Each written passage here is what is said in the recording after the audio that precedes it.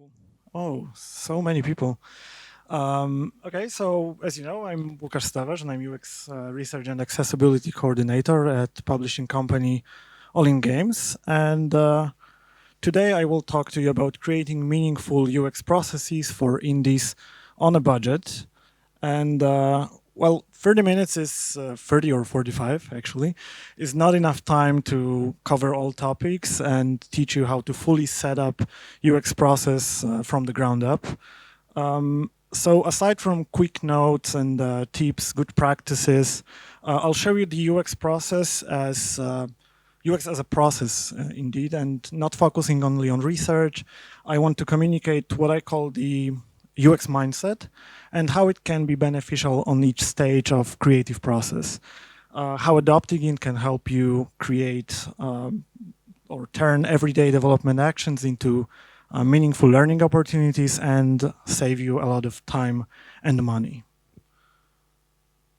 So I want to keep balance between some general information and knowledge that can provide you with understanding of what UX is and debunk some myths around UX that are still quite popular in research community and in gaming community as well.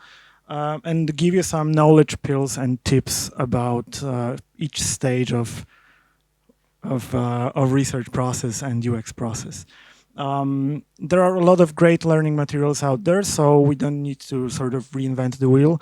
I will point you in the right directions when it comes to more learning opportunities in terms of UX and UX process and research. So that's at the end of my presentation.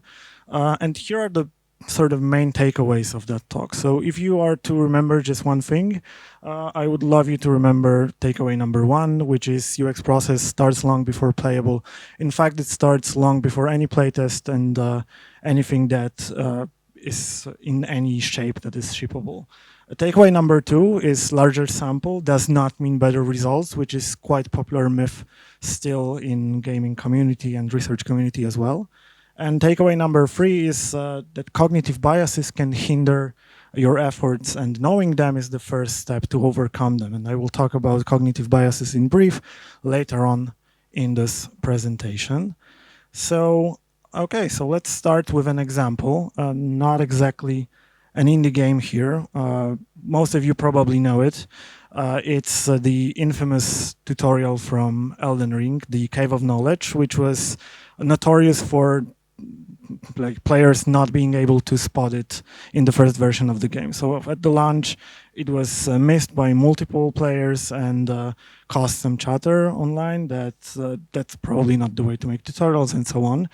But why do I want to use this example? So it's very good to show the UX as a whole process from the very start to implementation of solutions. So let's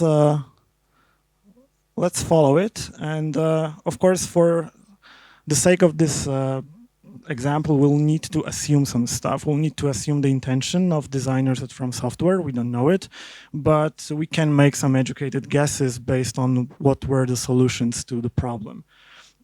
So on this example, I also want to show you the difference between explanatory and exploratory research and the difference between qualitative and quantitative research. So as stated in main takeaways, the UX process starts with design intention, and I want just to follow it from the very beginning. So let's start with this intention. We assume that intention here in this tutorial was for players to make an educated decision and informed decision that they want to participate in combat tutorial to be exact, or they just want to skip it because they think they don't need it. What happened next? So probably someone at From Software asked the question, okay, so how many people actually participated in this tutorial and finished it? And they could see from exploration, so exploratory research and on the learning stage, that it was just a small fraction of players. And it was probably not what they intended, but at this stage, they do not know it. Large-scale data from stuff like in-game analytics is only good for exploration. So we explore a topic and we see that it really exists. We don't explain what is happening. At this stage, we don't even know if that's a problem, because maybe it was exactly how they wanted it to be. So players saw the tutorial room and they just decided to skip it because they thought, okay, I don't need tutorial. So we ask a research question. So why only small portion of players finish the tutorial? And then we ask another question, how does it affect their playthrough? We formulate a hypothesis. We're still on the learning stage. And we have three hypotheses here. One is players saw the area and knew that it is a tutorial and decided to skip it, which is good. Players saw the area but were afraid of danger so early in the game and decided to pass, which is, considering how From Software games usually are, quite possible. And the third one is players overlooked the area completely, which is definitely not what we intended as designers here. So how can we test this hypothesis? We go to observation. It's a qualitative study, so we don't need large portions of players in order to test that. We need, in fact, only up to 10 players from each distinctive group. So let's say From Software veterans or Soulsborne veterans and complete newcomers to the genre. And we observe what is happening. We ask questions and we see, okay, so what is going on here? And then we proceed to explanation. So this is an explanatory study. We try to find out what is really happening here. And of course, we don't know, but we can assume that what was happening here is guiding for this particular area was pointing people in the direction of the doors. There were some elements that, like this, laser pointer, like this one here, that guided players towards the entrance rather than towards this dark cave. And what designers decided to do is put this very unelegant but at least working tutorial that stops players and tells them to check out the tutorial if you want to learn about combat. And of course, we have to test it again in order to be sure that it really works. So here you can see that UX is a process. It's actually a circular process that is happening constantly or should happen constantly. We go from design to learn to debrief and then test again, redesign stuff and so on. So it's not a linear process at all. And on every stage, we need to focus on different stuff. So on design stage, we define a lot of stuff. We define who our user is. We define design goals and intentions. On learning stage, we ask questions and verify hypotheses. And on debrief stage, we make informed decisions based on the gathered insights. And here on the right side, you can see sample questions that should be asked on each of those stages. Okay, so I will focus on some elements of each of those stages. So on design, I will talk a little bit more about defining user, about defining goals and difficulty. On learning stage, I will give you some tips about recruitment of our participants for research, and I will give you a knowledge pill regarding running a playtest. On debrief stage, I will talk briefly about cognitive biases and how to prioritize usability issues and turn them into insight statements. Okay, so let's go to design stage. So defining users. User is at the center of every UX process, and understanding who the user is very important for multiple reasons. Of course, we need somebody to sell the game to. It's an obvious one. But not only that, by knowing who those people are, where are they from, what other games do they play, what they expect, what they enjoy and hate about games, and what other services they might enjoy, we create a persona of an actual person. So creating design for real people make them much more personal, easier to convey some emotions and intentions. We also have to be aware that our participants might have some habits. They might be used to some key bindings, for example, or some UI elements that they just expect in the game. They might lack some pre-existing knowledge, or they might have some pre-existing knowledge that we don't need to teach them again. Like, for example, the archetypes of certain races in fantasy RPG, right? We all know that certain race is more affinity to magic or whatever. We don't need to do it again if they already know it. We might need to take some cultural factors into account, so something might be offensive or hard to understand for certain cultures. And if we know who those people are, it's last but not least, it will be much easier to find them for our research if we know where to find them online, what other games do they play.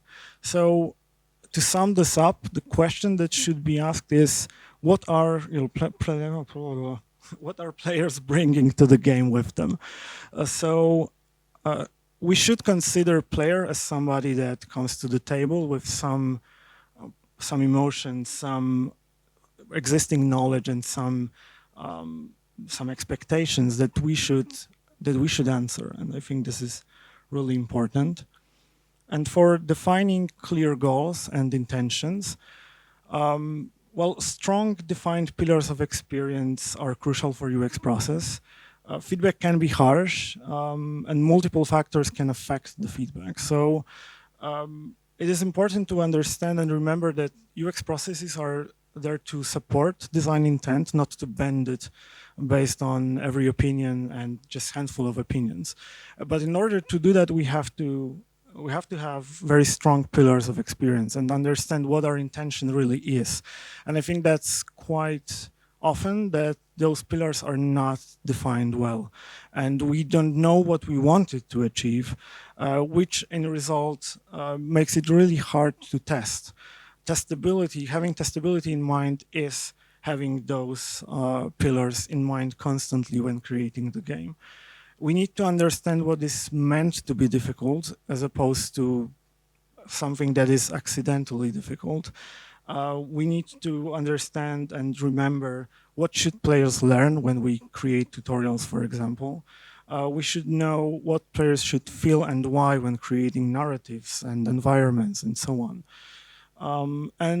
Here, I can tell you that the next presentation from my colleague Michał Ostapowicz is something that can be very useful on this particular stage. So everything that he will be talking about, so design blueprint that he is going to show you, can be a great asset and amazing tool for creating game that has this testability in mind and can be a strong defined experience that UX researchers or you doing some UX efforts can use for your efforts.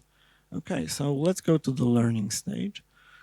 Now I want to give you some tips about as I promised, some knowledge pill about testing. Here it's play testing. So again, we start with participants. It's a very specific type of user, the user that will come to our testing efforts.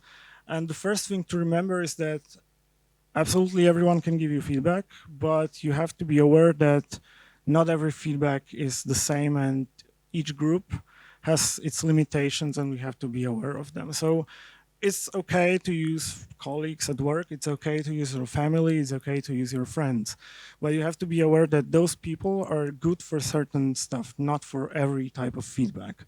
And for example, here, they are great for identifying usability issues, of course, but they won't give you feedback about general quality of your game because of certain cognitive biases that they are susceptible to. They won't be able simply to tell you that it's not good, even though they are very sincere people and they don't lie to you. It's just on a deeper level, usually. So where to look for users? Well, if you have community, that's great. You can use that community, but I would warn everybody from using community only.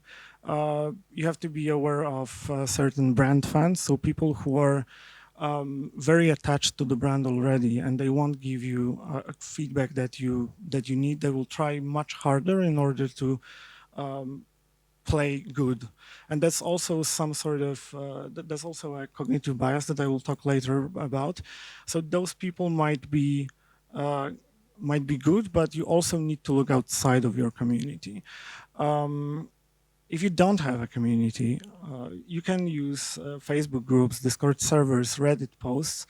And here, a quick tip. So it's really hard to post a call to action by research firms and companies. But if you are a small developer and you're making the game, if you ask for permission, I'm sure that all Discord administrators and Reddit administrators will allow you to post your call to action, as opposed to us. We have a really hard time doing this because they don't allow research companies to post anything, but it's okay for small developers. And maybe now for some tools. I totally recommend using stuff like Calendly for scheduling your participants. It's very important that the first phase of every research, so recruiting people, goes smoothly. If people are frustrated at this stage, this might hinder your results. This have to be as smooth as possible. You don't want to bias people at the very start. If you pay people, and I strongly recommend doing that, you should use something like Tremendous. It's a free tool. It allows you to pay people with various stuff, wire transfers, PayPal, different gift cards, and so on. And they don't charge anything for the service. And if you have some extra money, using stuff like Testing Time, it's a service that takes care of all the administration around research, is a great idea. You can also buy participants from Testing Time, but this is a little pricey, but that's also a solution. So for do's and don'ts, again, if you can afford it, pay your participants.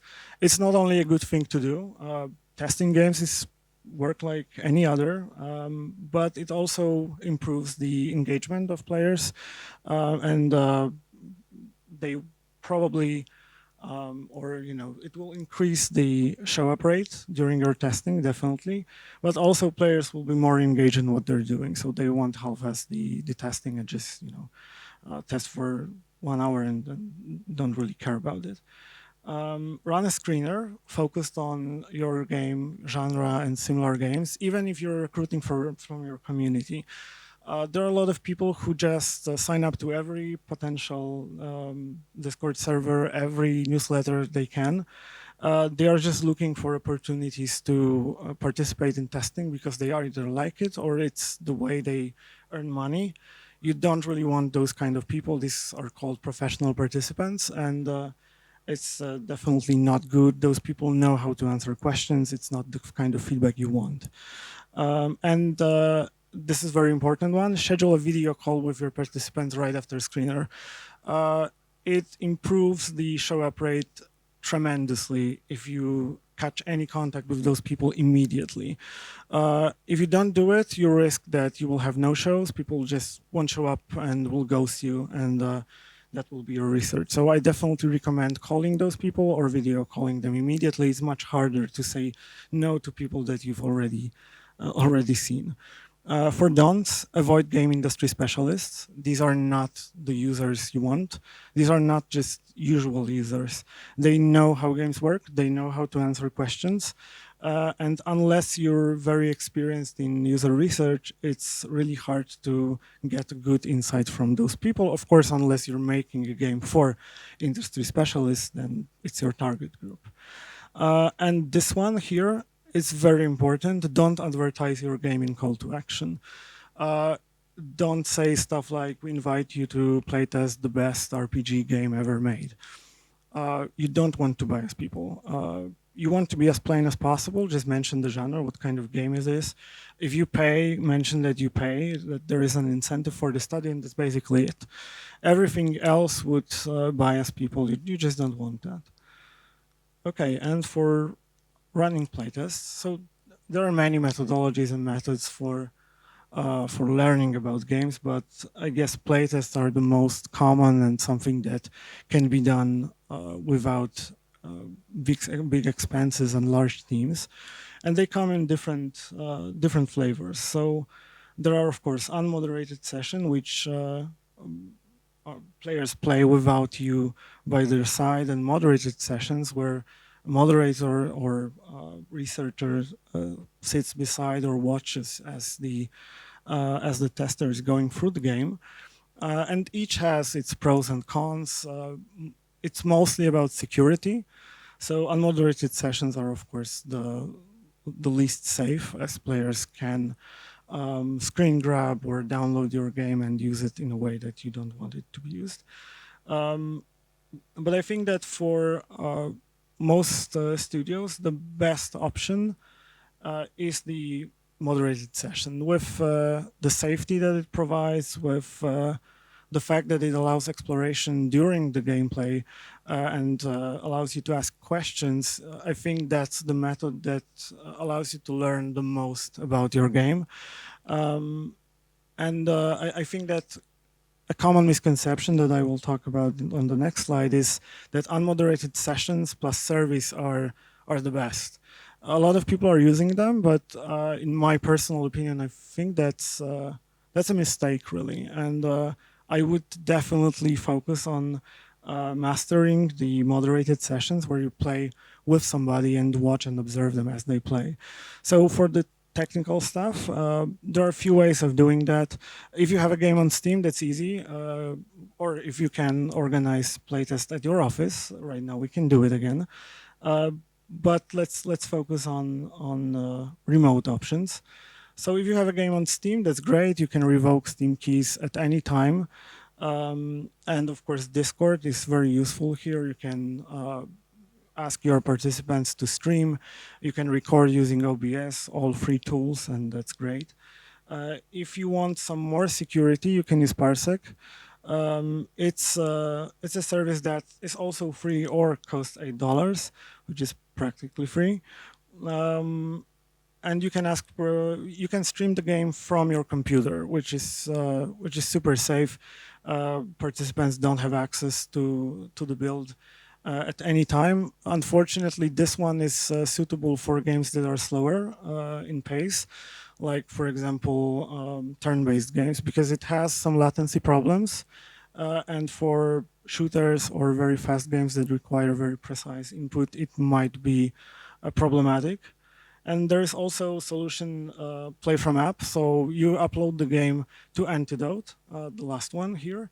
And participants download it to app, and using Antidote SDK, the game is being deleted from participants' computer when they finish the playtest. Unfortunately, that's the most expensive one. It costs around $150 per game. But I think it's still worth it.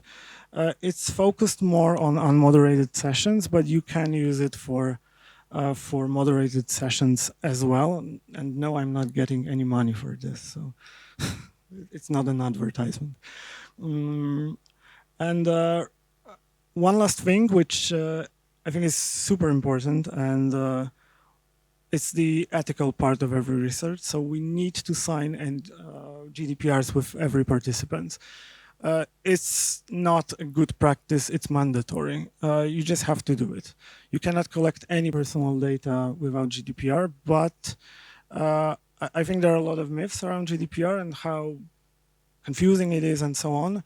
But there are templates online, even on gdpr.eu, where you can just use them for your research. It doesn't have to be super complicated document, but you have to sign it with everyone. And you cannot collect data just in case. You need to collect it for a specific reason. So, for example, specific playtest. Remember about NDAs. Again, a lot of templates out there. I think Raw Fury has some great templates of NDAs in their resources. It's more for a psychological effect. Let's be honest, you won't be able to prosecute anybody, but at least players know that they shouldn't do it. And that really works. And again, unmoderated sessions plus surveys are a common practice, but running a successful survey study requires a lot of experience. I think common misconception is that it's easy. It's not. And it can lead to confusion and super misleading insights that you definitely don't want. I would recommend to stay with smaller samples, nail down the recruitment, have a good sample of players that are really in your target group or target groups if you have multiple, and focus on this rather than doing something that is neither qualitative nor quantitative study. So yeah, this is it. And on the debrief stage, We're at the brief stage. Let's start with cognitive biases. So there are many cognitive biases, of course, not only those two, but I want to focus on just the confirmation bias and social desirability bias, as those two are, I think, the most common, and they hinder the creative process and research process respectively. So confirmation bias affects everyone, of course, but especially it hits hard during creative process and research processes. It is a tendency to search for, interpret and favor and recall only information that supports our prior beliefs. And unfortunately, it happens to absolutely everyone. But there are ways to overcome them. First of all, it's experience, but it's also staying open-minded and asking others for opinion. It's very important. And the example of this bias can be, let's assume that we have a playtest and we see that players are wandering around the map. They can't find the way. They are just looking at every corner, and this can be misinterpreted as, players exploring the map, and as a good thing. They are looking for some secrets and so on. But in fact, it's not. It's people just don't know where to go. It's a lack of guiding and so on. For social desirability bias, it affects our participants. So I've said that our family, our colleagues at work, our friends are susceptible to bias. This is the bias. It's the tendency of answering to questions in the way that participants we think that we expect them to. So, people think that they should be that they should care about the research process and should do more when they are part of the test group, right? So they will play more sort of meticulously than if they bought they will care more and try harder compared to if they played the game when they just bought it, right? So it's very important to understand that. And there are ways, again, to overcome this. Like, for example, unmoderated sessions are a good way to see what will happen if we won't be looking at those people playing. But it's also important to just remember that not everything that we see during playtesting sessions will happen for sure in the product bought by real consumers. So players might try harder in order to find certain solutions, solve puzzles, and so on. Okay, and we're close to the end. So debrief stage is all about turning our observations into insight statements, about making informed decisions as a result, and about assigning priorities. So we've learned a lot about our game during playtesting. We have a lot of data, a lot of observations, and we need to do something with it. So let's start with this part over here. So me and my team were using Miro, which is free tool, again, on a budget, for pretty much everything in our work. So we start with, it's our database about the game, it's our repository, it's our analytical tool, and finally we use it to present results to stakeholders. And as you can see over there, it is a raw data from one of the games. It's color coded. You can guess that reds are things that are not good, greens are things that work as intended, and so on. So we assign color coding to each observation, and we just noted, the first stage is noted on Miro pretty much everything. And it's good not to do it during playtesting sessions, because you should focus on observation. You should focus on asking questions, on observing how players play. It's good to just rewatch the video, or if you have two people, give it to somebody else. So the other person would watch the video of session that was conducted by you and make all those notes. Then you accumulate those notes, you cluster them, because as you will have more sessions, you will see that there are some themes, there are some similarities in those nodes, there are some topics that you can cluster together, and that's the next stage. So you cluster similarities together, and from that you should synthesize what is called the insight statement. So the insight statement is a very brief, most valuable learning, so sort of a aha moment of every research, things that you've learned during that process. So it's a very lousy insight statement that I came up with for the example from the Elden Ring, but it might be something that, during the UX process of that particular example of Cave of Knowledge might have came up. So players tend to focus on the area with more light, and other objects interpreted as guiding. As a result, they overlook the tutorial area. So this is what we've learned really through the whole process. This is the end result, and this insight statement should be provided to designers in order to work around it. So then again, we go from debrief to designing again to come up with the solution.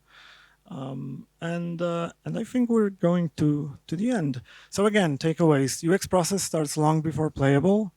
Larger sample does not mean better results. It's just for something else. It doesn't mean that one is better than the other. And cognitive biases can hinder your efforts. And by knowing them, you make the first step to overcome them. And at the very end, I want to just say that you know your game best, and that's very important. In every UX process, it's your game, not the participant's game. So you should be aware of what you want to do and what you want to achieve. One last tip is simply talk to your users. That's the very beginning of every UX process. But not every conversation with your user is a UX process, but this is where it starts. And for interesting materials and reads, I recommend a book from Steve Bromley, How to Be a Games User Researcher. It's pretty much everything that I've been talking about is covered in some way in this book. Also tomorrow, I guess, there is a launch of this thing over here. So Playtest Kit by Steve Bromley again. It's a, I guess, cool tool for studios to run playtests. I haven't seen it yet, but Steve Bromley is a great researcher, so I'm sure it will be really cool. It's a Notion board with checklists and all resources that you might need for playtesting. And of course, there are some online resources on playerresearch.com, on Norman Nielsen group that you can use. And if you want to learn more about biases, I recommend those two reads. These are really cool books. So Daniel Kahneman, Thinking Fast and Slow, and Mistakes Were Made But Not By Me by Travis and Aronson. And I think that's it. You can download the presentation if you want from this link. And thank you very much.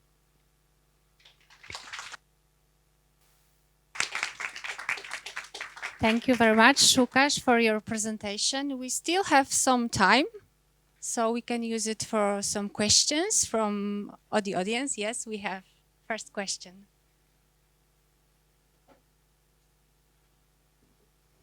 Thank you for the talk, Łukasz. Very good structure. I worked as a UX researcher at Wargaming and now at Flying Wild Hogs. And I wanted to ask, like you mentioned at the very beginning that you do test like on two groups, the novice and the experts. Did I get it right?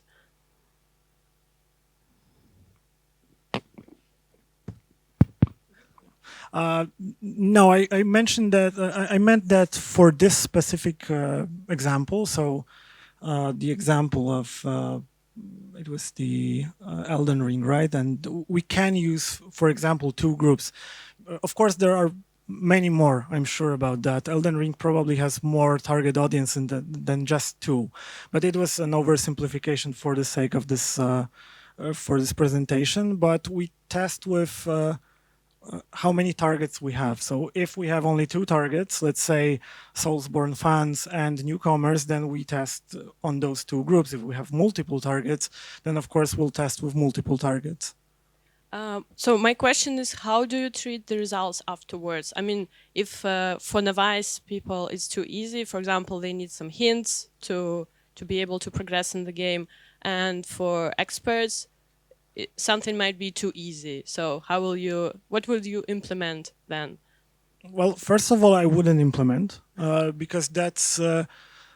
I try to be as far from implementation as I can, and that's why I meant. That's what I meant by know your game, because what I believe UX research should be about is delivering insights to designers that are aware of what they want to do. And I will tell them, okay, for newcomers, it's just way too hard. For guys who are experts in Dark Souls, it's too easy. It's up to you. I can have some recommendations for what can be done and what should be done, but it's ultimately about also business goals, who you want this game to cater to. If it's for newcomers, do you want to expand the genre, or you just want to cater to your hardcore fans? But I wouldn't go as far as, saying, okay, you need to make it harder or easier or whatever. I think it's also, as UX researchers have this bad press of, people who are making games easier. I don't think that's our role, really. So I stay away from recommendations if I can. Yeah, thank you. I have also like two small questions about the recruitment process. You can answer very quickly. Like, do you consider any other factors except for competitors and genres when you recruit people for the playtest? Yeah, we do. But again, it's for the sake of this presentation. I think that's the most useful and easiest to find. But of course, demographics, where those people are from. When we run screeners, we also try to find out if those people are interested in certain aspects that are important in the game. So if they are more story-based or narrative-driven people, or people who want more gameplay and so on. It depends on the project, really. So we try to, get as many boxes ticked, but genre and similar games are the easiest ones. So I think for small teams or not professional teams, it's the easiest one to do. Yeah, I agree. Thank you. And my last question is, like, should we mention the exact reward in the advertisement? I mean, I got the point that we shouldn't mention definitely the game, but should we say the exact reward, or it might shift the motivation to come just to earn something and not to play and help us? Yeah, I agree. It's a tricky one, of course. I say yes, we should mention, but if we mention the amount of incentive, we should focus more on running a screener, and running a screener way that excludes people who came just for money. So they have absolutely no idea about the genre. They don't know about similar games. They just came for the money and they don't know. We can ask questions that exclude people. That are lookalikes of questions that seem like, okay, if I answer this question correctly, I will get the, I will become a playtester. So we can do those trick questions that exclude people. Let's. Okay. Thank you so much. Thank you very much. Any other question? We still have some time. No. If there are any other question, we will have to wait for the next presentation. We will start at 11. So now I will use this time to present you some general information from the organizer of the digital conference. The first one is for those who has not downloaded. Łukasz, thank you very much for very interesting presentation. Yes, thank you.